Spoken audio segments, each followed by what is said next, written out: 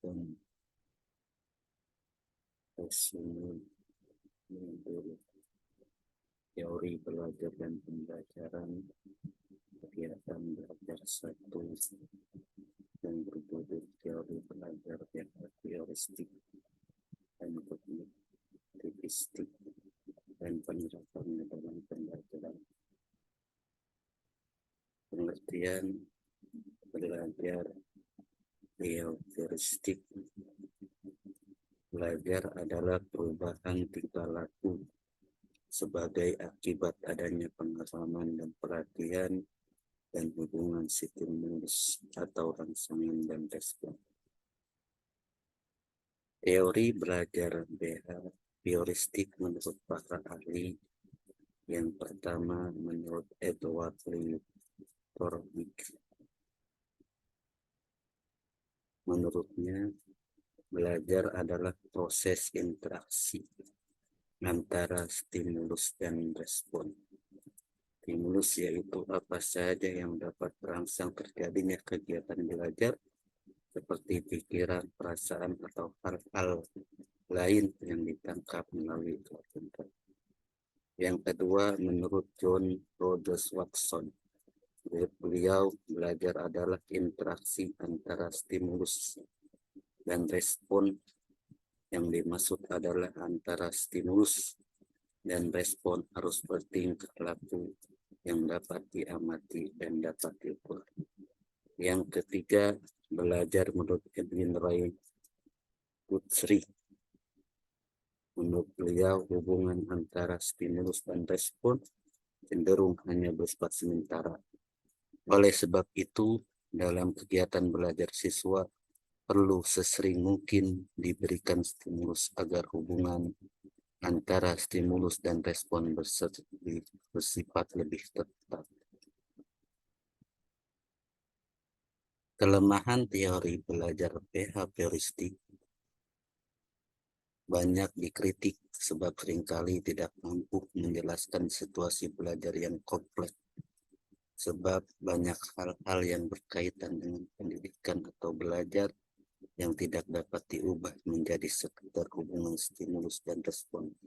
Contohnya, seseorang peserta didik yang diberikan hadiah berupa uang berkali-kali atas prestasi belajar yang diraihnya, maka dia tidak merasakan lagi hadiah uang ini sebagai sesuatu yang memuaskan apabila jumlah uangnya sama atau bahkan lebih kecil, sehingga hadiah tersebut tidak berpengaruh lagi bagi peserta tersebut dalam bersemangat untuk meraih prestasi yang lebih baik lagi. Yang kedua, teori belajar kognitif. Pengertiannya, teori belajar kognitif berbeda dengan teori belajar behavioristik. Teori belajar kognitif lebih menitik beratkan kepada proses belajar daripada hasil belajarnya. Model belajar kognitif bahwa tingkah laku seseorang ditentukan oleh persepsi serta pemahamannya tentang situasi yang berhubungan dengan tujuan belajarnya.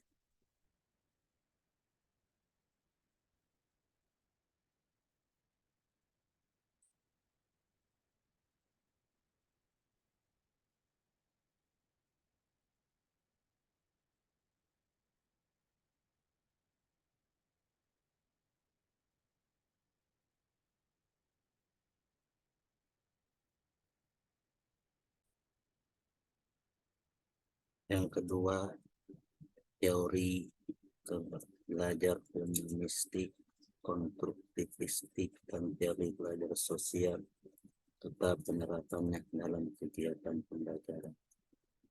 Teori belajar humanistik. Dalam teori belajar humanistik, proses belajar harus berhulu dan bermuara pada peserta didik itu sendiri sebagai manusia.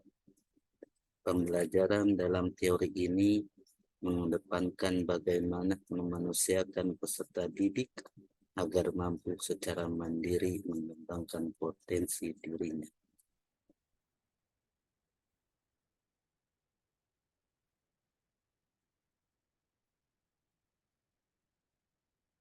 Sedangkan prinsip-prinsip teori belajar humanistik yang dikemukakan oleh Roger, yang pertama, manusia itu memiliki keinginan alami untuk belajar dan rasa ingin tahu terhadap dunia. Yang kedua, belajar akan cepat dan lebih bermakna apabila bahan yang dipelajari relevan dengan kebutuhan peserta didik. Yang ketiga, belajar dapat ditingkatkan dengan mengurangi ancaman dari luar dan belajar atas kemauan sendiri. Yang selanjutnya, konsep belajar menurut konstruktivistik. Teori belajar konstruktivisme adalah sebuah teori yang memberikan kebebasan terhadap manusia yang ingin belajar atau mencari kebutuhannya dengan kemampuan menemukan keinginan tersebut dengan bantuan orang lain atau menemukan sendiri kompetensi pengetahuan yang diperlukan guna mengembangkan dirinya sendiri. Manusia dapat mengetahui sesuatu dengan menggunakan inderanya melalui interaksi dengan objek dari lingkungan, misalnya dengan melihat, mendengar, menjamah, merasakan, dapat mengetahui sesuatu.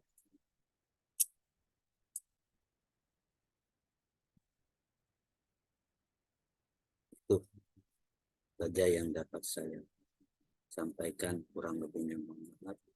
Wabillahi taufiq wal hidayah.